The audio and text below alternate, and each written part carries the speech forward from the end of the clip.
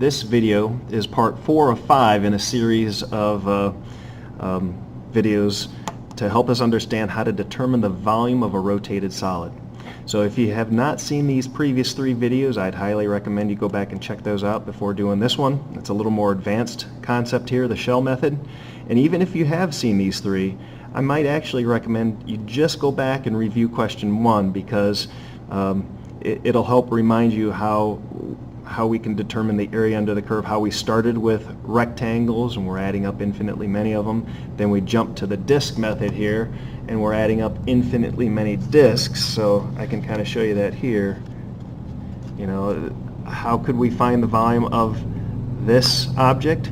We could stack these disks one on top of another, find the volume of each one, and when we add those together we'd have the volume of that solid. So that would be a good thing to go back to and remind yourself, because the shell method, we're adding up infinitely many shells this time.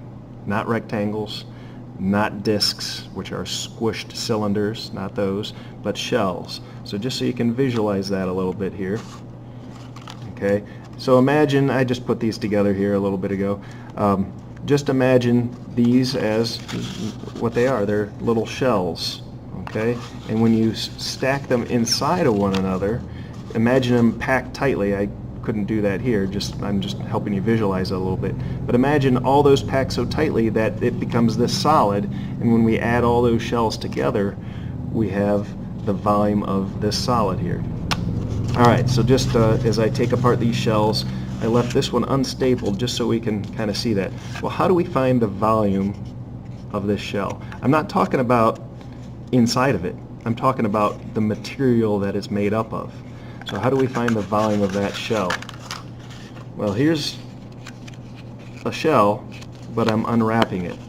We know it has volume because I'm holding it. It's tangible. So how would we find the volume? It has 3 dimensions here. So how would we do that? We'd take base times height times this thickness. Notice how I'm pinching that. That's either going to be dx or dy in these types of problems, so be aware of that. Okay, I'll come back to that in a little bit.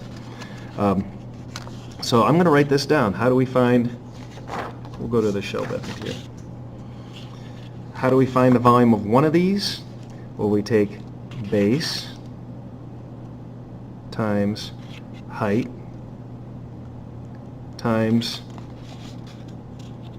thickness. I'm going to put a T there for right now, but we know where that's leading. That's either going to be an infinitesimally small x value, dx, or an infinitesimally small y value, dy. Okay, let's make an adjustment to this. This base right here isn't just the base of a rectangle as we look at it like this. That base is this circumference here. So how do we find the circumference of a circle? Well, that's 2 pi r. Okay, so instead of base here, I'm going to write 2 pi r because it's in circular form, so the distance around the circle. Then we have our height, and then we have our thickness. I'm going to call that either dx or dy, depending. Alright, so here's where our formula now comes from. How do we add up infinitely many of these? Because there are infinitely many of these shells tucked inside of one another. We use an integral. So I'm going to bring this constant on the outside, 2 pi. We're going to have our radius. We're going to have our height. And then this is either going to be a dx or dy type question. So we'll talk that through. But here's the setup for our shell method. Alright, so we've already done this when we were working on, let's see, this would have been the washer method, double disk method that we talked about.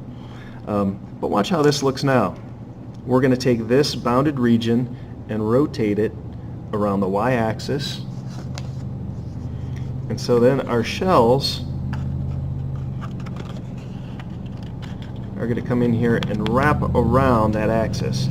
So imagine it wrapping around the axis of rotation. Okay, so you can even imagine it coming out of the board right here, of the table. Okay, so check this shell. It's going to be, look at the way I'm pinching that, that's dx. So as I set this up, I'm thinking of 2 pi r, that's going to be our radius, h, that's going to be the height of our shell, and I'll just draw this shell right here. Let's just draw a random shell here. Okay, it's coming out of the board, wrapping around, and coming back through this table here. And then we said this is a dx problem. So what's the radius of this shell? Well, here's the axis of rotation, and so our radius goes from the axis of rotation to where our shell is. Notice that length right there. If we call this x and y, the distance from here to here, this shell, is the x value of the function. Well, let's look at this shell right here. It's not going to be as tall, and it's not going to have as big of a radius, but it's going to wrap around here as well. This shell has a different x, whatever this x value is here, is the radius of this shell.